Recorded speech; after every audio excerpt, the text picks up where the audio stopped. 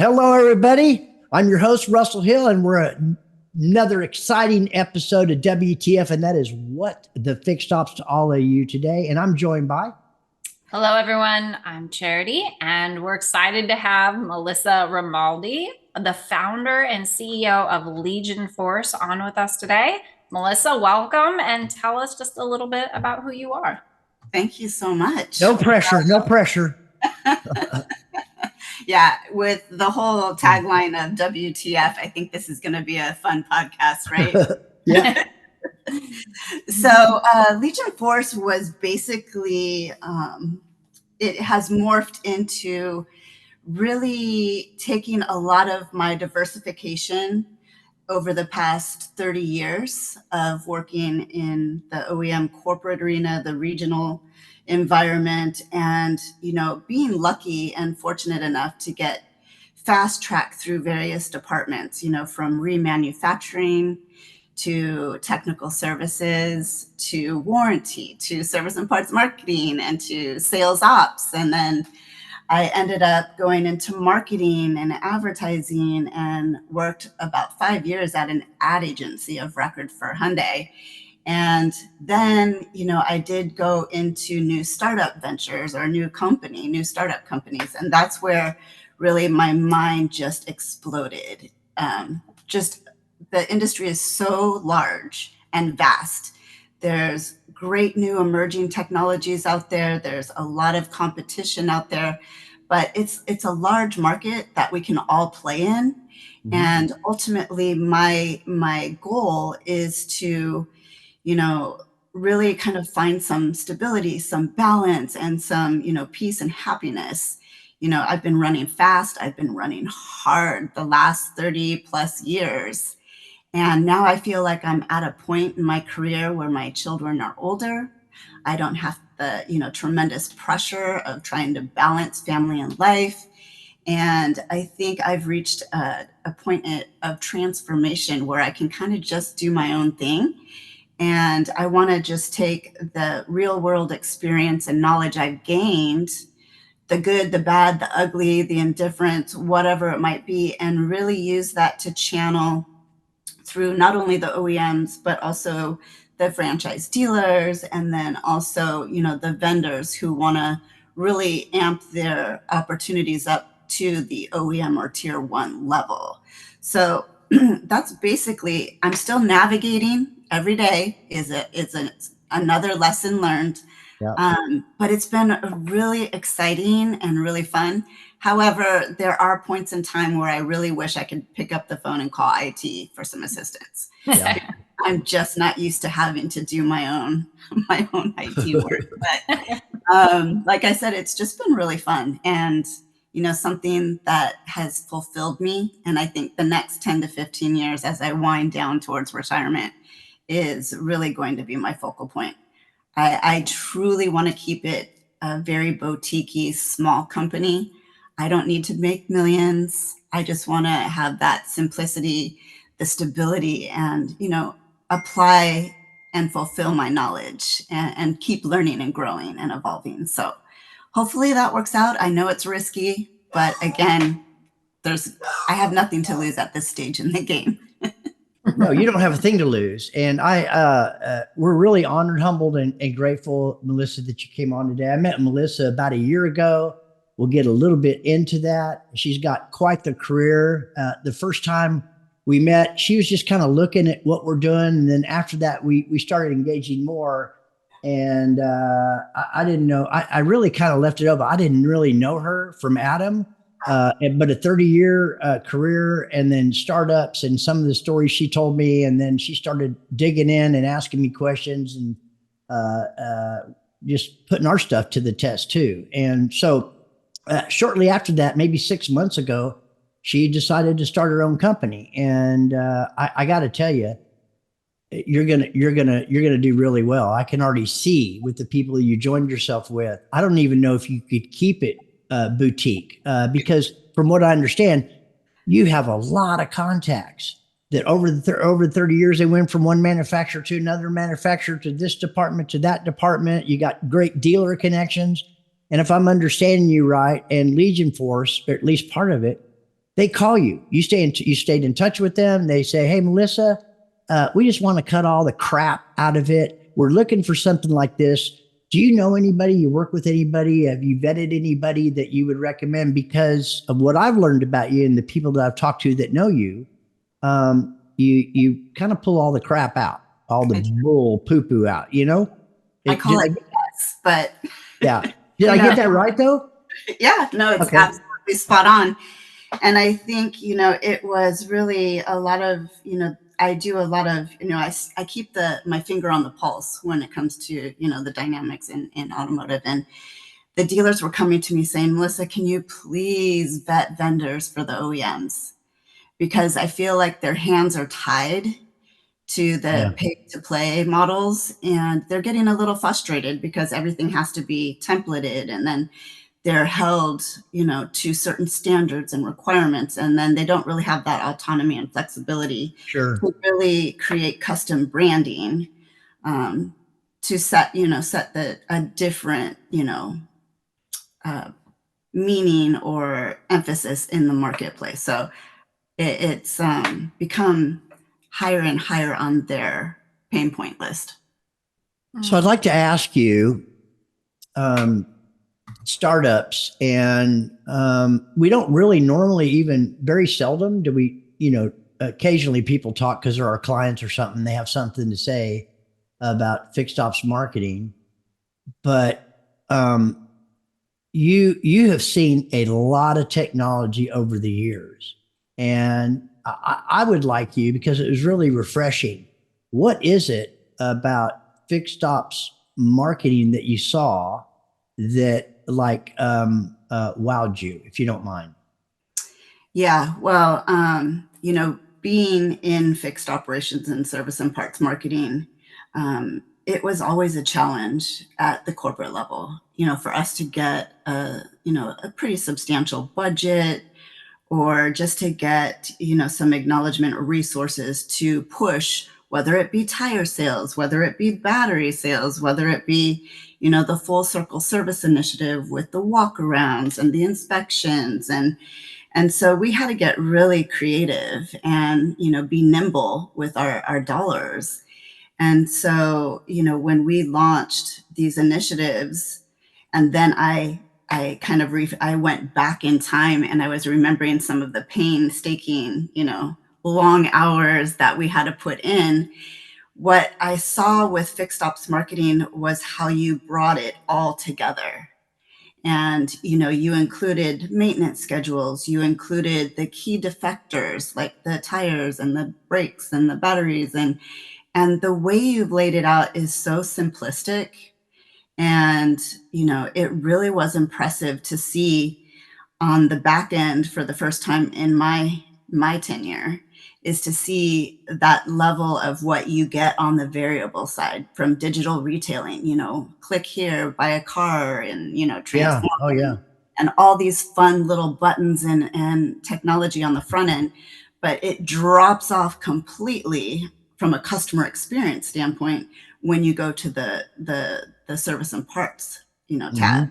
Sure. And so you see stagnation, and you don't see anything that really gives you that wow factor on why should I click on this button. And I think, streamlining that whole customer experience from front to back is, really important and should be top of mind for everyone. Not only just today, but as we continue, people are going to hold onto their cars a lot longer. I mean, we're going through economic challenges. It's just, there's a lot of differences in how we've had to turn, twist, and pivot in the marketplace to stay profitable.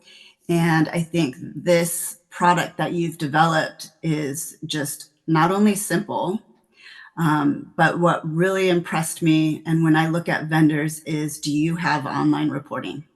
That is my number one criteria. Because if you can't back up your facts, what you're selling, then I don't want to have anything to do with you. But what you guys have laid out, and you look at it from a national perspective, you can look at it from a regional perspective, you can look at it from a market perspective, down to a dealer perspective. That's tremendous. not only for an OEM to make strategic decisions, but it also is helpful for the district managers, to kind of add a little competition in their district or their market. So a lot of decisions can be made, that you're not thinking about as a vendor from Mhm. an OEM perspective to allocate different funds or, pump in, different types of bonus structures and initiatives to keep that momentum going. So, like I said, I was very impressed with how you guys really tied it all together with the videos and the digital aspects and the social aspects of it. And it's all automated. Yeah. So literally, in the back end of the business, they're running pretty fast and hard. So they sometimes forget about the simple things of updating expiration dates Yeah. and, True. updating certain offers or whatever it may be. But you guys have really thought through it and not only included the OEM specials, but also, allow for a customization of dealer specials and offerings that are relevant in their marketplace. Yeah. Thank you. That was great. Charity. Yeah, that was really nice overview of your new company and what you're looking for in vendors. It's nice to hear that perspective. You mentioned you had a 30-year career in automotive, and I'm curious to hear, what do you think is the most influential period in your career? Wow. Great question. Yeah, that is a good question. She's got a lot of them. Well, ironically enough, I started in automotive in 1992. So I was 23 years old. I was naive. I was young. I was like a sponge, just wanting to learn and absorb all these new things. And it really wasn't like the job of my dream per se, but I went into remanufacturing and, never anticipated on falling in love with the whole aspect of automotive. And we were responsible for remanufacturing the rotary engines and the electronically controlled transmissions. And then what really helped propel my career was the fact that Ford Motor Company purchased 33% of Mazda. So then we had to hit the ISO and the QS 9000 quality standards, and we only had a year to get our whole manufacturing process Wow. into compliance. And so, 15-hour days and, doing flow charts and process mapping and, all these qualitative analysis and really having that experience really was exciting for me. And unfortunately, we did a one Mazda consolidation, and they basically took a bunch of the facilities and they closed the Irvine location and moved it to Jacksonville, Florida. Man. And I was actually offered a product quality engineer position. Not worked on cars in my lifetime. So I was wondering, are you guys trying to make me quit? Just a little, test. But I went in there, with open eyes and fresh perspectives. And at the point in time, it was truly a man's world. And they made it very clear to me that, what are you going to do? Sit behind your desk and look pretty? So it really took some resilience and some determination to kind of power through that, keep my head up, and roll my sleeves up and learn as much as I possibly could. And through the years, we learned to really work together. So their skill sets were, on the technical mechanical side. My skill sets were, universal. So it had more of the analytical side to things. And so we would basically study the market in the United States. And so we would build case studies for Japan, and we would determine if there were quality defects that were showing trends. So like, for instance, if we had P303 codes that were consistently coming in, or we had the parts that were, being ordered excessively. And the hotline calls were coming in, technician after technician after technician. So we build this case study. And so that, in essence, I was able to kind of add a whole new level of perspective and education and information sharing to them, so that we really did unify, and it became one of the best experiences ever. We had a blast in technical services. But yeah, that was probably what really helped me gain a fresh perspective. Not only did I learn to respect the technicians who are doing this day in and day out, because it is tough. I had 2 models that I was responsible for, and they have a full lineup of models that they're responsible for. So if you think it's easy, it's not easy. I mean, now with the diagnostics, the OBDs, and you have all these new technologies, it's really complex. And so, my admiration goes to the technicians who are out there turning wrenches every day and really busting their asses, truly. And so it was one of my mottos moving forward as I evolve through corporate, is to always go back and shake their hands and even drop off pizza or whatever, just because I believe that they are the hardest working, and they're also the strongest brand advocates that you have on the business. Let me guess, at this very moment, another vendor is walking up to your lot with something shiny to sell.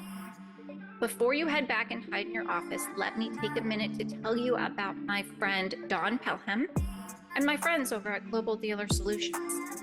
They exist to help you find solutions to problems, some of which you might not even know you have. Best of all, they can manage as many products and services as needed for you, helping cut down on multiple vendor visits and distractions. And if you need anything, you have one number to call or text for the response all dealers like to hear. On it, GDS understands that successful dealerships require more than a set it and forget it mentality. And they'll be with you every step of the way, from setup, implementation, training, and support. And if necessary, they'll even cancel non-performing products for you. No pushback, no arguments, just a solution here executing course corrections as needed. Check out gdsdealers.com to learn the difference and set up a time to meet. Let's see if they're a good fit for you. It's fascinating. Did you move to Jacksonville, Florida? Hell no. So, I had my son, and I was, had just had my daughter. So I had family care. So I was very privileged to have my family take care of my kids while I was working. Mind you, I popped out my kids and I was back at work 6 weeks later. So there was none of this, year-long maternity leave. We just didn't have that benefit. No. Not at all. So it was like, yeah, pop it out and you're back at work in 6 weeks. So that was good. It was a little bit of an adjustment. But one of the days I was in the shop and I had a MPV torn apart. Well, it so happened to be we had some visitors, some executives from Japan that were visiting and taking a tour of the facility. And so a bunch of the executives were walking through, and I was in the shop pulling apart all these, parts on this MPV, parts laying out everywhere. And they were just like, this is weird. Like, what are you doing? But I think that raised a whole new level of awareness. And so from that point forward, I think that was my pivotal point, where they pushed me into a fast track mode, that if she can survive remanufacturing and as an engineer in technical services, then, we're going to push her through. So I was transferred to warranty, and then I was transferred into service and parts marketing. And then eventually they convinced me to go over to the sales ops side of the house. So it was, like Fascinating. I said, it was fast and furious. And, it was just fun. Back in the days, it was just OEM, corporate it was good times. There's not all these regulations and laws and. Yeah. Well, stays what you on. brought something up from Charity's question about, and you talked about being in a man's world. You're young, just had a couple of kids. It's the early to mid 90s. And I'm not a woman, so I have no idea. But I do know what it was like back then, and even what it's like today, which is a lot better. But it's like it's like you're not going anywhere. Who do you think you are? What are you doing here? Did any of those people ever end up working for you or under you? And is there anything that comes to mind that was a real challenge where you're like really close to saying, I'm freaking done with this and these people and the way I'm being treated? I mean, you had to navigate a lot of, I can't even imagine the stuff you had to navigate. Yes, there were points in time where it was a little frustrating, but you get ingrained that you have to be able to withstand some of these differences and opinions and so forth, and you develop a really thick skin because at the end of the day, I don't think they intentionally mean to berate you or whatever it might be, but Mhm. it's really just trying to feel out the balance, like, how are we going to work together effectively? Yeah, Um, yeah. but yeah, no, being a female, being as young as I was, you're gonna always get comments and, you're gonna be subject to a lot of criticism, and that's fine. To me, it was just proving a point. I'd roll up my sleeves, put my steel-toed boots on, and put my hat on, my hard hat, and my safety glasses, and just get back there, roll up my sleeves, and do the work. No, I thought you were going to say you started punching them or something after putting all that stuff on, you know? Well, No, I mean, again, it was, you just got to roll with the punches, I think. But yeah, I was still young, so I was invincible at that stage. yeah, Yeah, but that's I a good. mean, yeah, go ahead, Sherry. Sorry, Russell. Huh. It's a good segue to the next question, which is, do you think it's important to be fearless in pursuit of the growth in your career? It definitely takes perseverance for sure, and a lot of resilience because you will get eaten up in automotive if you don't have a voice and you don't share your points of view. If you have a question, raise your hand with confidence and ask that question. You have to stand out, and if they're not paying attention to you, you make them pay attention to you. So it's, building that level of self-assurance that you know what you're talking about and you have a seat at the table and you deserve to be there. And so over time, they start to go, okay, yeah, she's the real deal. So, but again, yeah, there were days that I would want to walk out crying, but I didn't. I just held back and I just fought through it. But my mom says I'm a little harsh. And I said, Mom, I've been in the auto industry since I was 23, so maybe I'm not as emotional and sensitive as I should be. But it is what it is. It's just a really fun industry. Doesn't say that I haven't had challenges. I absolutely have had challenges. And, you know, I mean, for the most part, I just tried to rise above and just keep moving forward. A lot of the pettiness and the drama and that kind of stuff, I just didn't have time for. Good. Yeah, I feel you on that one. Yeah. Well, what is it that you most love to do? I think what I love to do is to look at things as, a challenge and then come up with a creative way to bring solutions to the table.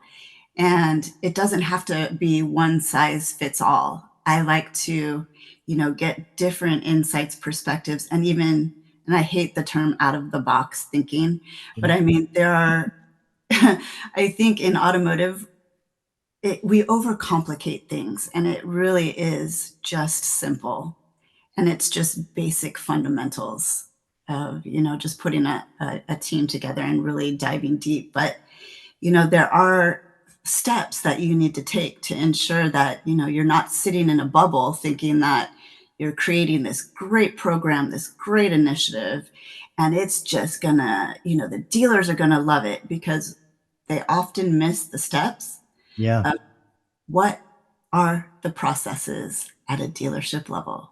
Who are the ones that are implementing the solutions and the software and the training and all of that stuff? So when you see that misalignment, and like I said earlier on, is, Legion Force is about taking the real world experience and knowledge and trying to bridge those gaps, so that, we're making sure that we're checking all the boxes to ensure that it is effective, it's impactful, and it still is creative and innovative, but it still brings that level of alignment and collaboration that often gets overlooked. We do see a lot more so today than I've ever seen before of, people in management or C-suite positions that have really never been in automotive, never spent time in the field, never spent time, in retail. And they think they're making all these decisions thinking they know what's best. And then it comes down to it, and then it completely fails because they missed a step, Absolutely. And so, yeah, I think the creative aspect and having the knowledge from a diversification standpoint allows me to think about all the mistakes I've made and all the different experiences I've had to pull things together in a very comprehensive and strategic manner that is just very strategic. It's just very simple. It's just like, this is the line. It's like, this is no BS. It's not that complicated. It's just make sure you got this. That's it.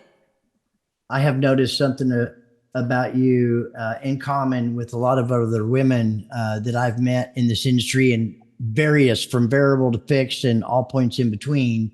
And where initially I didn't know what to think. I mean, she was certainly complimentary of what we were doing and what her experience and stuff was. But then when I would say something, she would challenge me. And and she kept challenging me and saying, well, what about this? She's doing it today, actually, even. And some of that stuff I just don't know, but she does, because she was on that side of it, and she knows what these manufacturers are looking for and what's important to them and what dealers are looking for and stuff like that. And I find a common denominator with that and other mature, powerful, yet easy to get along with, but don't feed them a line of crap. Because they'll catch you real quick. If you don't know, you don't know. And that's where I just gained a lot of respect, admiration for Melissa. And then she started creating this company. And I said, all the power to you, because when I started this company, I was 60 years old. People said, what are you doing, Russell? I mean, you're 60. What are you doing? That's taking a big chance. And then COVID hits right after that. It's like, are you kidding me? But you know what? If the dream is big enough, the facts don't count. I believe that. And Rick and I really believed in this. And we found Charity. Charity started to work at my own company before I did, actually, because I was phasing out and filling some holes in the old company that Rick and I just sold. And it was, it's been an amazing ride. And we really believe everything we did. You've seen some of it too. And there's some new stuff you haven't even seen, or none of you out there listening have seen yet, that we're rolling out actually this week, today. And we just keep evolving. And Rick is a phenomenal product guy. We just keep evolving, because it's we like to think of what we're doing, particularly in this industry. It's like walking up and down an escalator. When you stop, you start backing up, and you really do. And you got to keep evolving and staying ahead. And Melissa, what I've realized about you over the last 6 months, particularly, is that you keep challenging that and say, hey, maybe we should simplify this or do that for your team, et cetera. It's been fascinating, and you know what the heck you're talking about. Well, thank you. I'm just kidding. Edit that out there, Patrick. Go ahead, Charity. 99.9% of the time I do. Yeah, right. Melissa, what do you think it is about the automotive industry that's so sticky, and it causes people just stick around for so long, for a lifetime? working in the industry?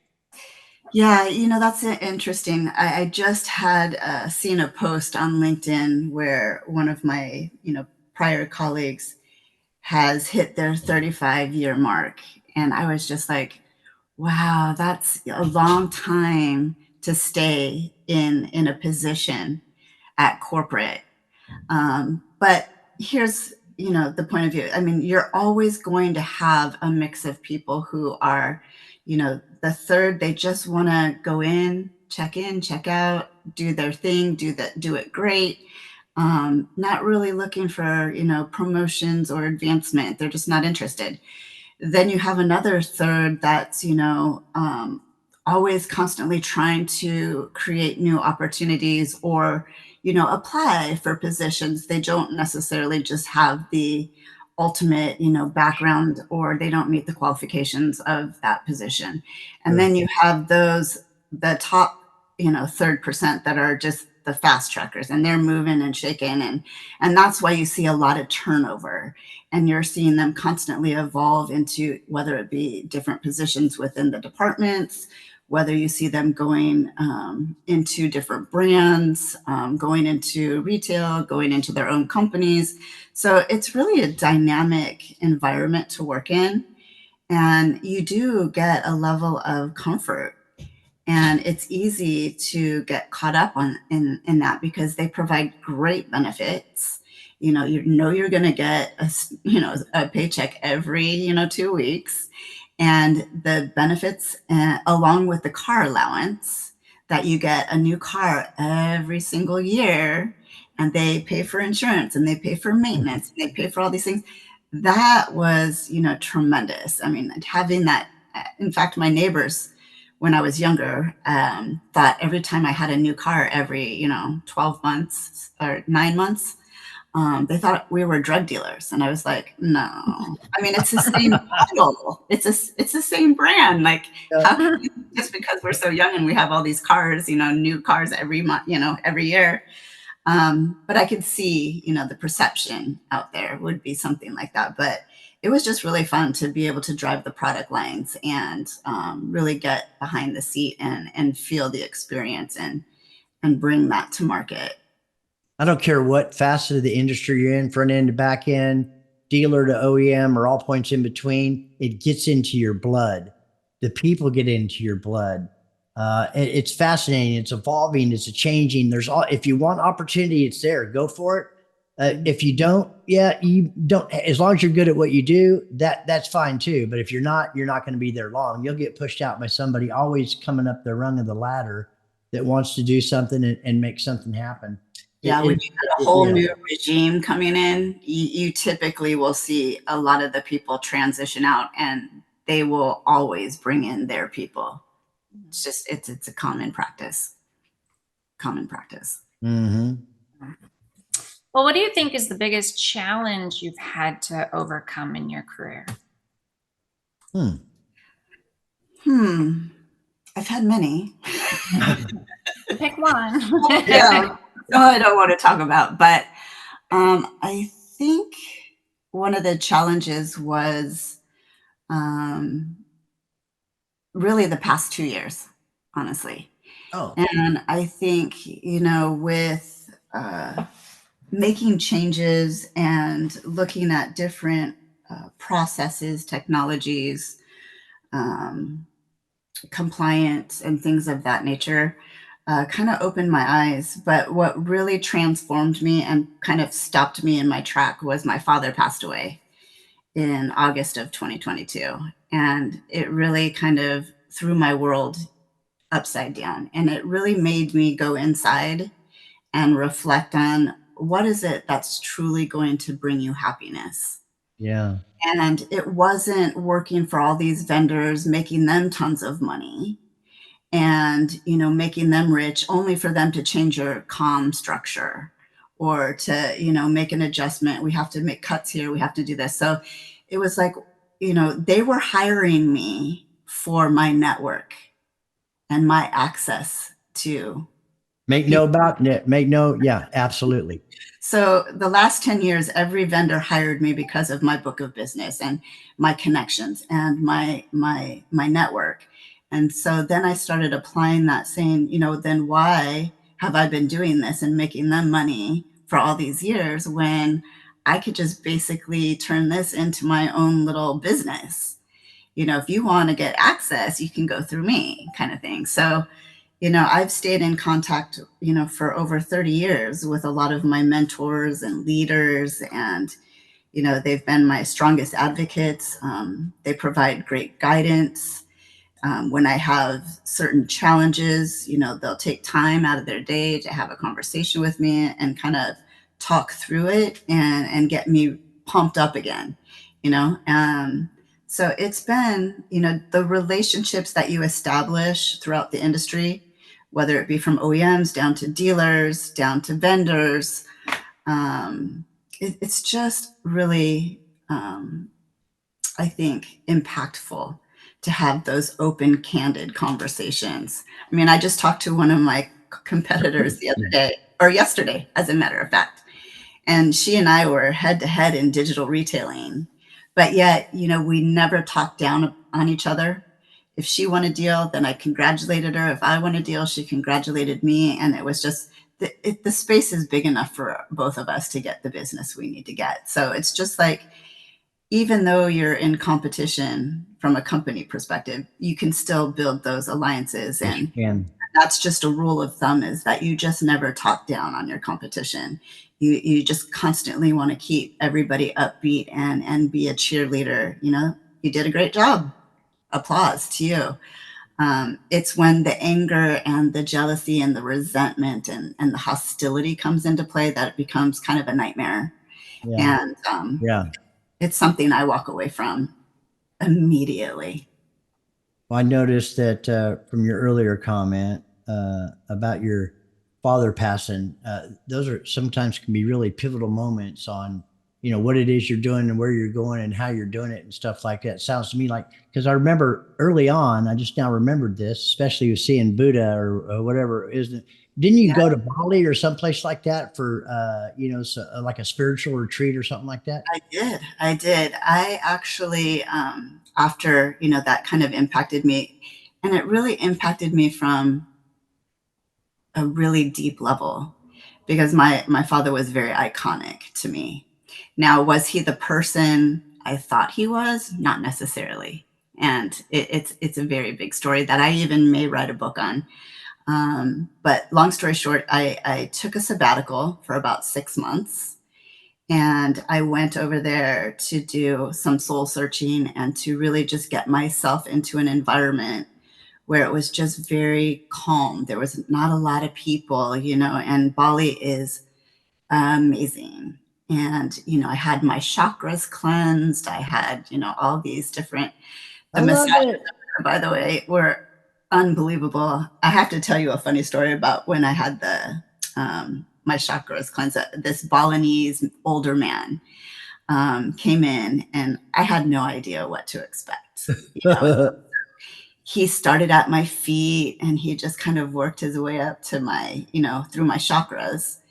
I think we have like 8 chakras. But when he got towards like my heart and my head area, his hands were like shaking. What? He was breathing. So I think there was so much going on in my head and so much going on in my heart that Wow. it really took him. Like, I thought he was going to pass out. And I go, oh, I must have a lot of work that I have to do when it comes to clearing my heart and my mind Mm-hmm. chakra. So that opened my eyes a little bit.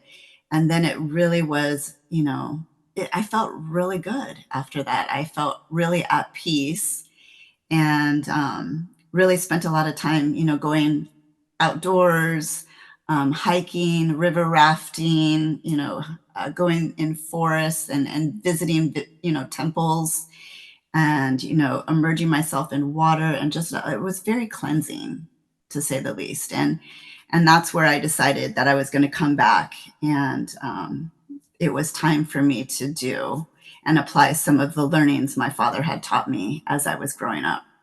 You shared some of those stories with me. I certainly get it, and I know you loved and respected and admired your father. And based on what, just a little bit I know, yeah, you could write a book. It would be a fascinating book. But when you came back, that's when you decided to roll up your sleeves and you're going to do something different. Because I remember, I won't say the company, but you're at the very beginning. You and some of the women that you've recently introduced me to that were with this other company in the early days, and they got like 5,100 clients or something today, or something like that. Yeah. Yeah. Something pretty substantial, 4 to 5,000. That's pretty substantial. And you started that process. You were kind of the originating Yeah, we were the team. first. When we started that technology company, it was, about 10, 15 of us. And I actually decided to leave the advertising agency for Hyundai and move into this very risky position because it wasn't paying the same Yeah. amount that I was making. So again, it's never about the money necessarily. It's just about what am I going to learn and what am I going to grow from personally and professionally. And so it was a big risk to jump into a new venture startup company. And I really liked the owners. They were diligent on calling me like every week every week for like months, and they finally convinced me to join them. And so we started with maybe 50 clients. And then over the, 3 to 5 years, we grew to over 3,000 dealers and getting over 15, they probably have more now, but 15 OEM certifications. Wow. So we grew from, 10 to 15 people to over 250 people in 5 years, in less than 5 years. Yeah. Now you want to do that for yourself. No, I'm keeping my company small. Oh, you say that, but I don't know. It could really morph. It could really morph. I don't know how you keep something like that, particularly when people start finding out and you're a go-to with the reputation you have. I mean, maybe you can. Maybe you can pick and choose who you're going to do business with. Because some people, it's easier to say no than yes, and what comes behind that yes, I suppose. Is that why you want to keep it, or do you just don't want the rat race of something I don't really? want that race anymore. I've lived in the fast lane for a long time, and traveling where I was on a schedule trying to raise kids at the same Oh, time. I was in 5 cities in 5 days. And then I'd come back for the weekend. Then I was in another 5 cities for 5 days. Then I'd come back for the weekend, and then I'd have like maybe three meetings. And so this was a constant quarterly approach. And then, my travel schedule was very heavy, and living out of a suitcase, helping my kids do homework over the phone, and then, doing I'll see you in our dreams when I would say goodnight to them. And so they that's were little, and we'd pick a place. I'd say, okay, I'll see you in your dreams. Where are we going tonight? And they'd say Disneyland or the beach or whatever. And so I said, okay, I'll see you in our dreams. And so that was my way to stay connected to them. But it's hard to live out of a suitcase and be on planes, trains, and automobiles. And yeah. it's a grind. And It over the is. years, you think it could be glamorous, but it's not. And that goes the same with doing tier one production shoots. The casting, selecting the directors, and then being on set. There were days where we would be literally sitting in a restaurant, sleeping in the booths to take a break as they were setting up the Oh lights my for as we're getting ready to shoot, a Jetta commercial or something like that. But it's long hours, sometimes a little over 18, 20 hours. Yeah, Um, it's grueling and grinding in it. Sounds glamorous and it sounds fun, but over time, it really wears on your body. Yeah, it does. I was a road warrior I still am, but I don't ever get on the road hardly anymore because I'm right here in front of this computer all the time. And that's good too. During those hard times, that one specifically that you talked about with your father, um, what motivated you to keep going? My father was tough on me. He's from a Japanese background, so the Japanese culture is they put a lot of pressure, like nothing's going to come easy. And, he did expose me to a lot of things as a young child. Mhm. And so he'd allow me to sit in meetings with prime ministers and people of, foreign nationals and all these things. So I was just a young girl, just kind of twisting in my chair, listening to all these conversations and observing and, attending a lot of the meetings and just learning the different cultural differences of businesses, like where Sure. you don't cross your legs in this country or where you don't sign anything in red pen and where, so he taught me a lot about that. Now, I don't necessarily want to go into his investments in Sure. commodities per Sure. se. Right. But he was a worldwide, businessman. And so he made millions and millions and millions of dollars. And, through all of that, did it really bring family unity and happiness? Not necessarily. It brought on a lot of complications that I didn't think were not healthy Yeah. as a child, and having bodyguards and having people, having bulletproof vests and always having these things around you. It just wasn't the life I wanted for my children. I just wanted like the Richie Cunningham Happy Days kind of thing, like just Yeah. normal stability, medium and mediocre, just keeping those family values because my Italian side is very family oriented and Mhm. religious. So it was like two cultures that came together. And I learned so much from my father that he pushed me to a point where he really wanted me to act like a tomboy.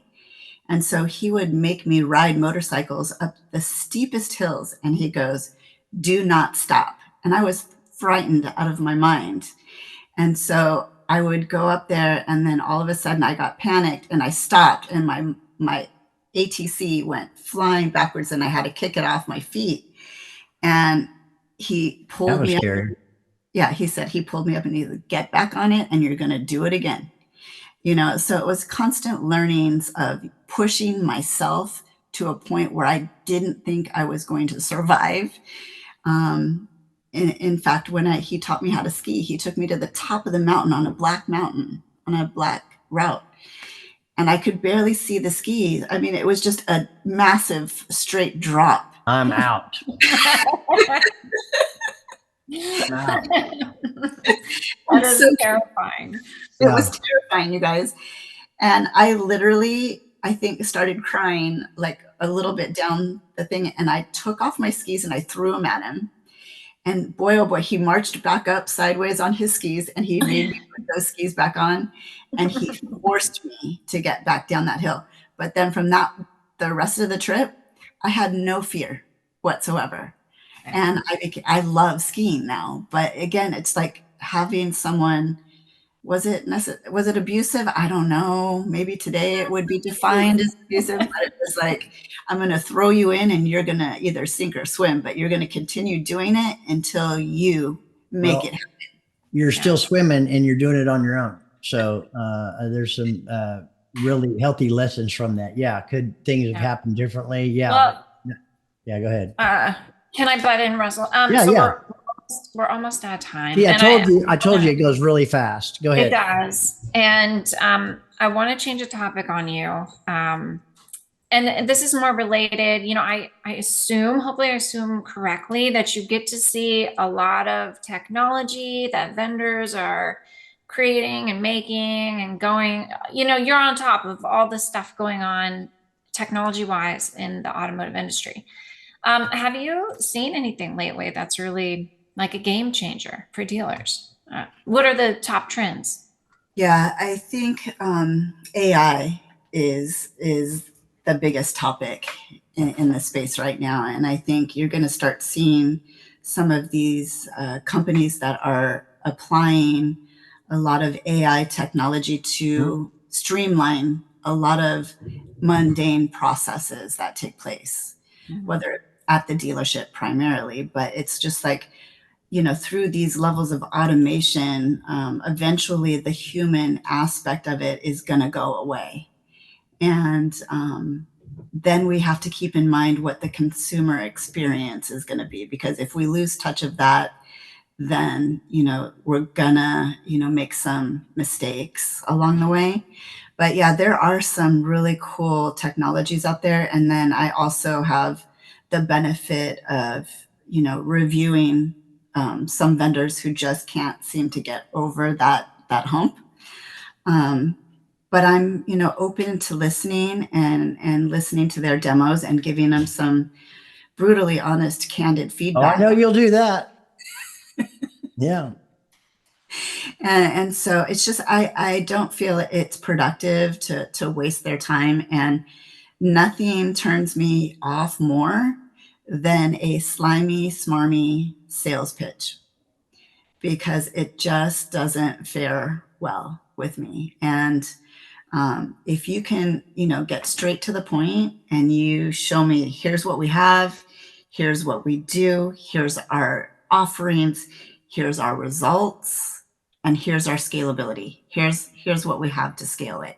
And then, the reporting, if I see one Excel spreadsheet come my way, I'm done. Oh, let me get this Excel. Yeah, I get it. Because it doesn't come over authentic. And then also it's very difficult from an OEM perspective to really manage and measure. So I recently, I want to say this, it's really fascinating because technology, AI is a really big thing now. But in 1985, when I started selling cars, the average salesperson sold 10 cars. In 1995, the average person sold 10 cars. In 2000, the average person sold 10 cars. In 2010, the average person in America sold 10 cars. Guess what it is right now? In 2024, the average person still sells 10 cars. We have all this technology, and yet they're still selling 10 cars. So I think there's a huge transition taking place. Do you think so as well? Oh, agree. And then that's kind of why I've been focused on vendor vitality, is because, again, I think dealers are enrolled with so many different vendors that they've lost track.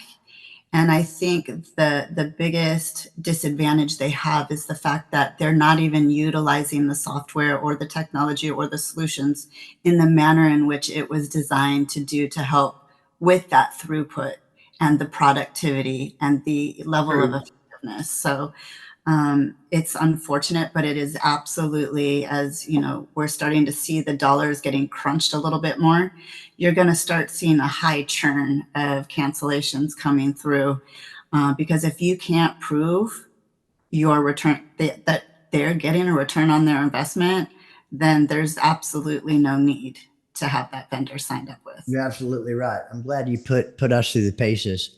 Melissa, we are out of time. So I'd like to ask you, no, Cherry, you ask her. All right. Are there any questions that we didn't ask you today that you wish we would have? No, I think you guys are amazing. And I'm really looking forward. I love the vibe of WTF. And of course, my mind automatically goes to the other one. And I accidentally and say it. I just do.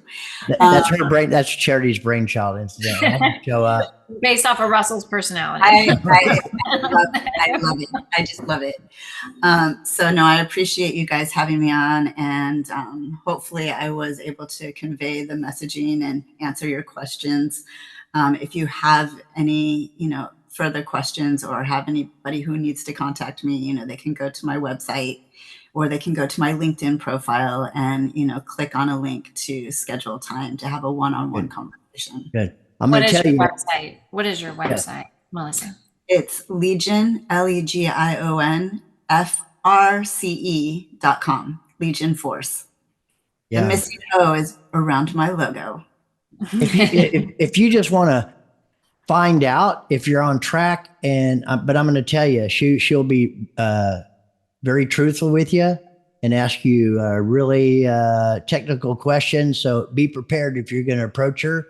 But if you make it past her cut, at least with what I know about her this last year, then you got something worth taking a look at. I can tell you right now. And she does have a lot of connections. And Melissa, thank you once again. Charity, Patrick, another successful episode of WTF. My mind goes there too. What the fixed ops? It's not the other thing. It's what the fixed ops. Thank you all for tuning in today. And once again, we look forward to working with you in the future, Melissa. Thank you very much. Thank you, guys. Thank you.